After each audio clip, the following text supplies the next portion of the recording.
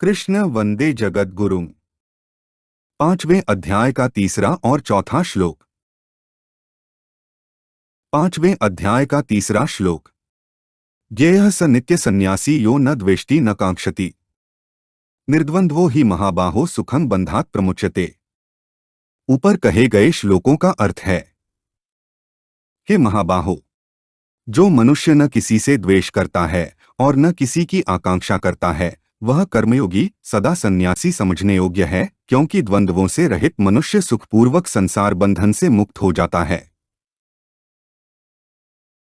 ज्ञेयः स नित्य सन्यासी का अर्थ है, अर्जुन ने युद्ध न करके भिक्षा मांगकर जीवन निर्वाह करने की इच्छा प्रकट की थी। गुरुन् हत्वा ही महानुभावान श्रेयो भोक्तु भैक्ष्यम्पि लोके, अर्थात गुरुजनों को न मारकर संन्यास लेना ही श्रेष्ठ है।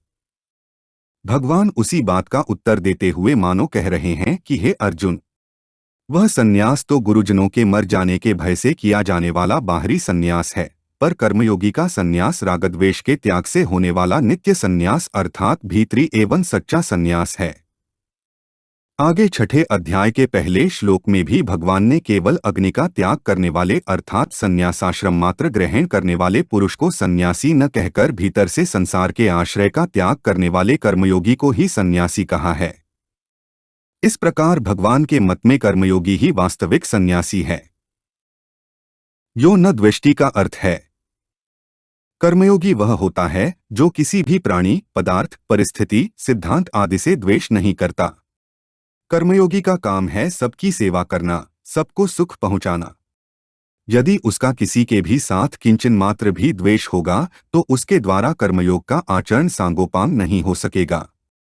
अतः जिससे कुछ भी द्वेष हो, उसकी सेवा कर्मयोगी को सर्वप्रथम करनी चाहिए। सबसे पहले न द्वेष्टि पद देने का तात्पर्य यह है कि जो किसी को भी बुरा समझता है और किसी का भी बुरा चाहता है, वह कर्मयोग के तत्व को समझ ही नहीं सकता। न कांक्षति का अर्थ है, कर्मयोग में कामना का त्याग मुख्य है। कर्मयोगी किसी भी प्राणी, पदार्थ, परिस्थिति आदि की कामना नहीं करता। कामना त्याग और परहित में परस्पर घनिष्ठ संबंध है। निष्काम होने के लिए दूसरे का हित करना आवश्यक है। दूसरे का हित करने से कामना के त्याग का बल आता है।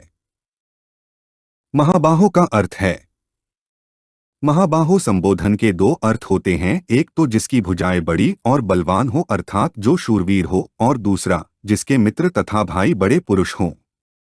अर्जुन के मित्र थे प्राणी मात्र के सुहृद भगवान श्री कृष्ण और भाई थे अजातशत्रु धर्मराज युधिष्ठिर।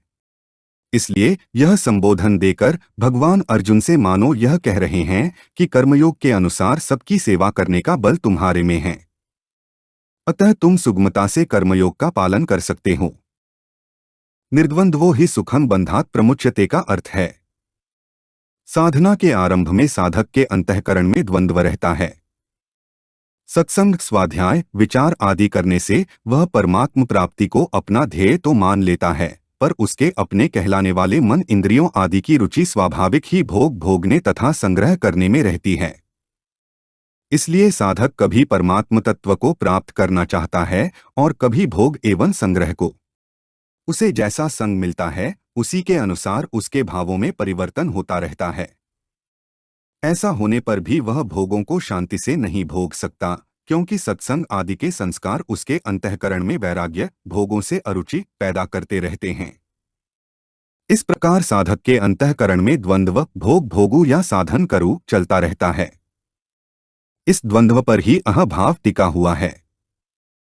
हमें सांसारिक भोग और संग्रह में लगना ही नहीं है, प्रत्युत एकमात्र परमात्म तत्व को ही प्राप्त करना है। ऐसा दृढ़ निश्चय होने पर द्वंद्व नहीं रहता और अहंभाव परमात्म तत्व में लीन हो जाता है। 5वें अध्याय का चौथा श्लोक। सांख्ययोगो पृथक बालाः प्रवदन्ति न पंडिताः, एकम्प्यास्थितः समयगुभ्योर्विन्दते फलम्। ऊपर कहे गए श्लोकों का अर्थ है, बेसमझ लोग सांख्य योग और कर्मयोग को अलग अलग फल वाले कहते हैं, न कि पंडित जन, क्योंकि इन दोनों में से एक साधन में भी अच्छी तरह से स्थित मनुष्य दोनों के फलरूप परमात्मा को प्राप्त कर लेता है। सांख्ययोगो पृथक बालाः प्रवदन्ति न पंडिताः का अर्थ है, इसी अध्याय के पहले श्लोक में अर्जुन ने कर्मों का स्वरूप से त्याग करके तत्वदर्शी महापुरुष के पास जाकर ज्ञान प्राप्त करने के साधन को कर्मसन्यास नाम से कहा है। भगवान ने भी दूसरे श्लोक में अपने सिद्धांत की मुख्यता रखते हुए उसे सन्यास और कर्मसन्यास नाम से कहा है। अब उस साधन को भगवान यहाँ सांख्य नाम से कहते हैं। भगवान शरीर शरीरी के भेद विचार करके स्वरूप में स्थित होने को सांख्य कहते हैं। भगवान के मत में सन्यास और सांख्य पर्यायवाची हैं, जिसमें कर्मों का स्वरूप से त्याग करने की आवश्यकता नहीं है। अर्जुन जिसे कर्मसन्यास नाम से कह रहे हैं, वह भी निःसंदेह भगवान के द्वारा कहे सांख्य का ही एक अवान्तर भेद है। कारण कि गुरु से सुनकर भी साधक शरीर शरीरी के भेद का ही विचार करता है। बालाह पद से भगवान यह कहते हैं कि आयु और बुद्धि में बड़े होकर भी जो सांख्य योग और कर्मयोग को अलग अलग फल वाले मानते हैं, वे बालक अर्थात बेसमझ ही हैं। जिन महापुरुषों ने सांख्य योग और कर्मयोग के तत्व को ठीक ठीक समझा है, वे ही पंडित अर्थात बुद्धिमान हैं। वे लोग दोनों को अलग अलग फल वाले नहीं कहते, क्योंकि वे दोनों साधनों की प्रणालियों को न देखकर उन दोनों के वास्तविक परिणाम को देखते हैं। साधन प्रणाली को देखते हुए स्वयं भगवान ने तीसरे अध्याय के तीसरे श्लोक में सांख्य योग और कर्मयोग को दो प्रकार का साधन स्वीकार किया है। दोनों की साधन प्रणाली तो अलग अलग है, पर साध्य अलग अलग नहीं है। एकम्प्यास्थितः समयगुभ्योर विन्दते फलम का अर्थ है। गीता में जगह जगह सांख्य योग और कर्मयोग का परमात्म प्राप्ति रूप फल एक ही बताया गया है। 13वें अध्याय के 24वें श्लोक में दोनों साधनों से अपने आप में परमात्म तत्व का अनुभव होना बताया गया है। तीसरे अध्याय के 19वें श्लोक में कर्मयोगी के लिए परमात्मा की प्राप्ति बताई गई है और 12वें अध्याय के चौथे श्लोक में तथा 13वें अध्याय के 34वें श्लोक में ज्ञानयोगी के लिए परमात्मा की प्राप्ति बताई गई है। इस प्रकार भगवान के मत में दोनों साधन एक ही फल वाले हैं। हमारे चैनल को सब्सक्राइब करें। अगर यह वीडियो आपको अच्छी लगी तो वीडियो को लाइक करें, वीडियो को अपने दोस्तों के साथ शेयर करें, अपने सुझाव हमें कमेंट करके बताएं। जय श्री कृष्णा।